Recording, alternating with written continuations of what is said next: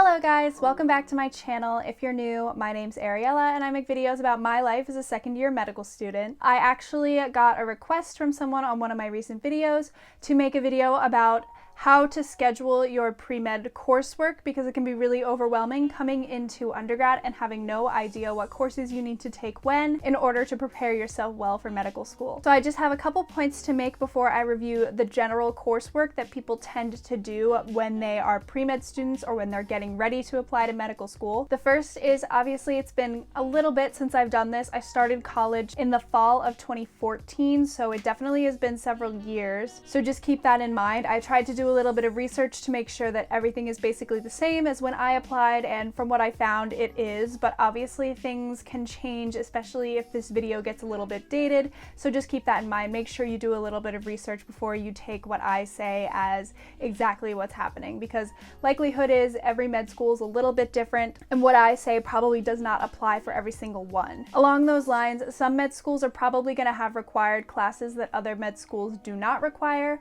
and the med schools will also always differ in how they treat AP classes. Some medical schools will accept AP credit and some med schools won't. Keep this in mind, and if you're just starting out, try not to limit yourself with these sort of exceptions. So if you have a medical school that you're kind of dead set on going to, like if you really want to apply to Johns Hopkins or Harvard or something like that, make sure you just take a quick look at their admissions requirements to see if they do take AP courses or not, and to see what courses are absolutely necessary or recommended by that school. The next thing I want to touch on is the fact that you can be any major and still be a pre-med student.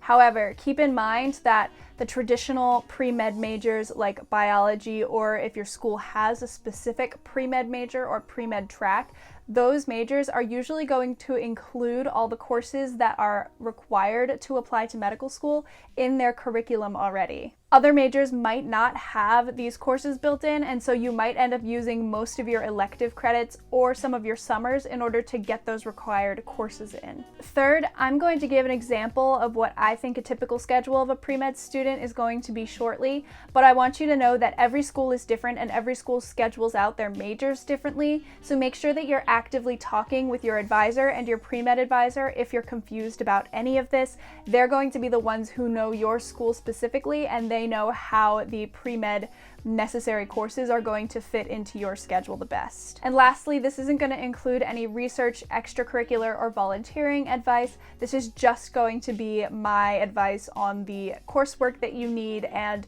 what I think is the best way to fit it in as a student. Okay, so let's really quickly talk about the courses that most medical schools require. So I have my list up on my computer here, and I went through and tried to find all the courses that basically every medical school requires for you to be able to apply for admission. So we have 2 semesters of biology with lab, 2 semesters of general chemistry with lab, 2 semesters of organic chemistry with lab, 1 semester of biochemistry, 2 semesters of physics with lab, 2 semesters of an English or writing course, and then 2 semesters of math, including biostatistics if possible. So the 2 semesters of math is a requirement at some schools and it's optional at others, so I just included it in the required section in order to cover all of our bases. Moving on to the courses that most medical schools recommend.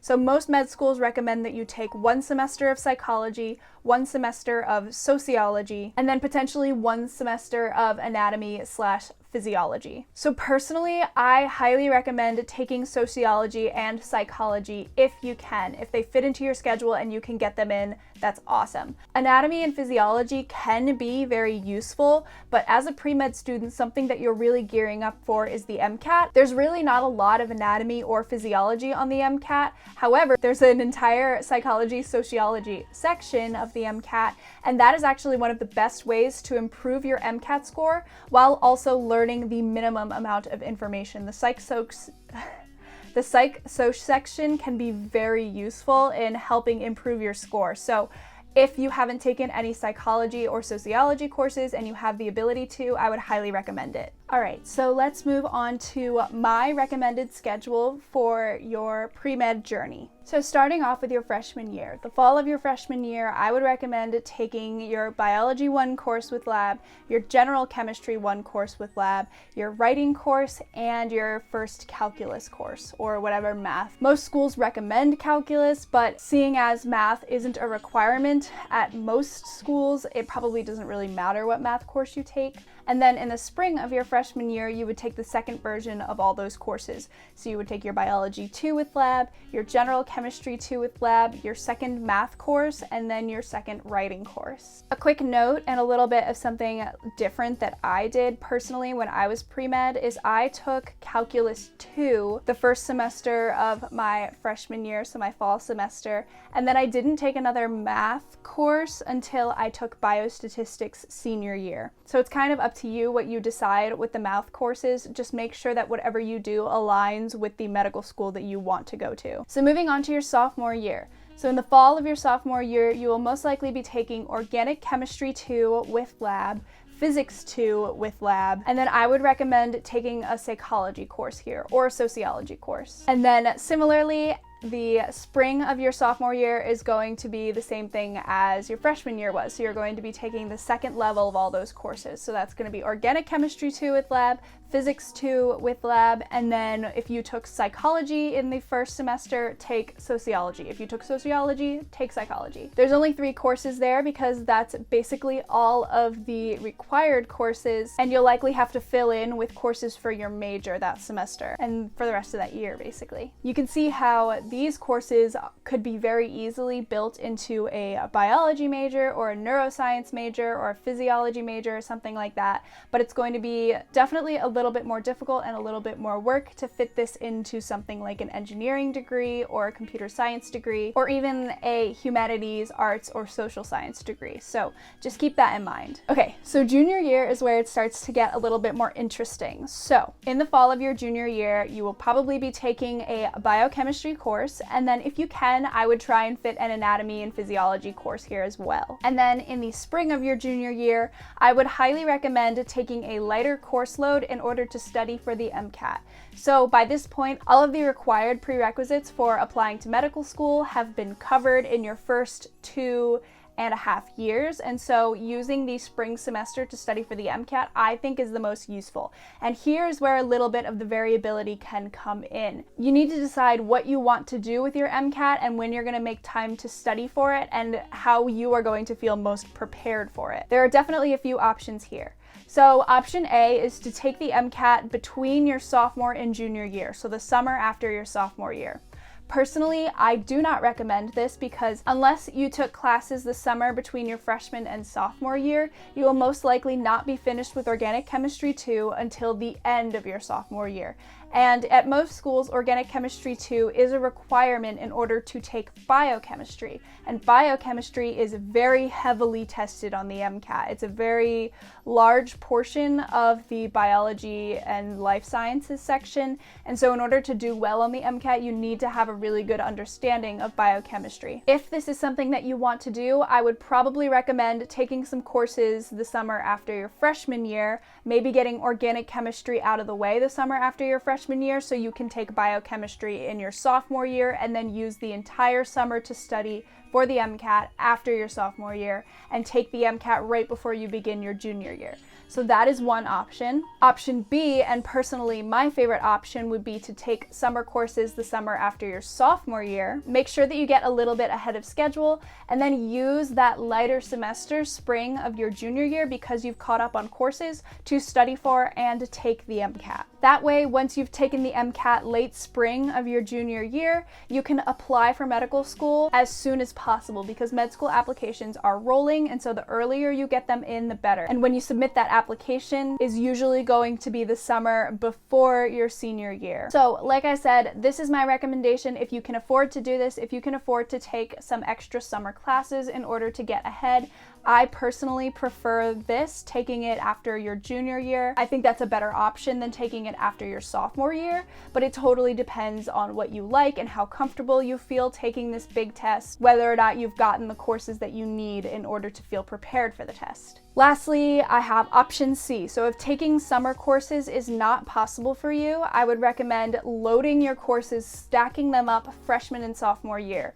So for me, a normal set of coursework was 16 credits. So instead of doing 16 credits every semester, I would do 20 credits in order to get to a point where I could take a much lighter semester, spring of my junior year, and study for the MCAT and take the MCAT then. So it gives you the same timeline as option B, but it doesn't require you to take any summer courses. And obviously, if you need to work over the summers or you can't afford to pay the tuition over the summer, this would be the option for you. Again, with this option, you would take an easier spring semester, use that spring semester to study for the MCAT, take the MCAT late spring semester of your junior year, and then apply for medical school the summer after your junior year. All right, so last up we have your senior year, and this is really nice because a lot of the hard work is probably over by this point. So, summer after your junior year, you submit your medical school application as early as possible. I can't remember the exact date that the medical school application is available to be submitted, but I will definitely look that up and flash it on the screen here. Make sure that you submit by that date. Another thing that you can do while you're studying for the MCAT, if studying for the MCAT is getting a little bit overwhelming, is try to work on your personal statement. Make sure that you've got a framework for it, so that way when you are ready to submit the application, you're not rushing to get that done. So now you are in fall of your senior year, and hopefully by this point you're getting secondary applications, you're submitting secondary applications, and you're getting interview offers. Make sure that you do a little bit of preparation for those interviews and keep your grades up as best as you possibly can. Senior year tends to be an easier year for students, especially if you go with a traditional bio-like degree. You end up getting a lot of your electives senior year, and I don't know about you, but I took electives that were definitely more fun for me and they weren't as challenging. Even though I was also still taking some upper level biology courses, I found it totally reasonable to be able to do well in those courses and prepare for my interviews. Maybe have your friends get together and do some mock interview styles. I really can't stress this enough. Personally, I'm a pretty decent speaker. I mean, obviously I do YouTube. It's something that I'm comfortable with, so I didn't feel like I had to prepare for interviews a lot, but this is a big point where people can crash and burn in their application if they don't practice interviewing in front of another person. It can be really nerve-wracking to get in there and have to basically just talk about yourself. Most people don't like to sit in front of someone and tell them all the great things about them. You're much more likely to be more reserved and modest because that's what's valued in a person. And so when you're asked to come and talk about yourself and show a medical school how amazing you are, I think it makes a lot of people uncomfortable. So I would use your senior year, especially the fall of your senior year, to practice this a little bit while also doing well in the courses that you're in. And then last up is the spring of your senior year. So congratulations, you've made it. Hopefully by this point you're getting acceptances to the medical schools that you applied to and you're deciding where to go. My only advice here is to, again, make sure you keep your grades up because obviously that's something that's very important to the medical schools. If you let your grades slip, they can, and I'm sure they will, let you go and rescind their acceptance. So I'm not trying to scare anyone. It's highly unlikely that that will happen, but I just want to make sure that you guys are aware that keeping your grades up your last semester is very important. Don't let the senioritis come in. You can enjoy yourself the summer between your senior year and starting medical school. You'll have plenty of time for that. And to be honest, your senior year schedule will probably also be a little bit more relaxed, so you'll have plenty of time to socialize with your friends and, you know, say your goodbyes because college is over all of a sudden.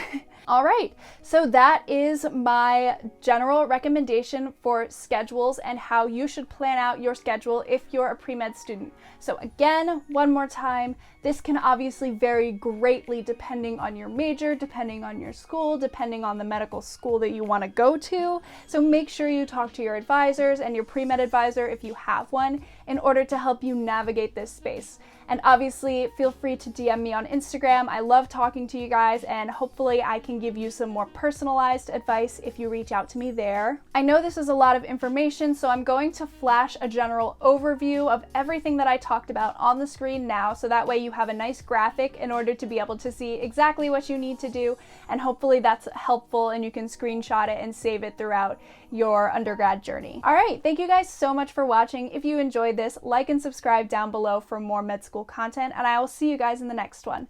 Bye!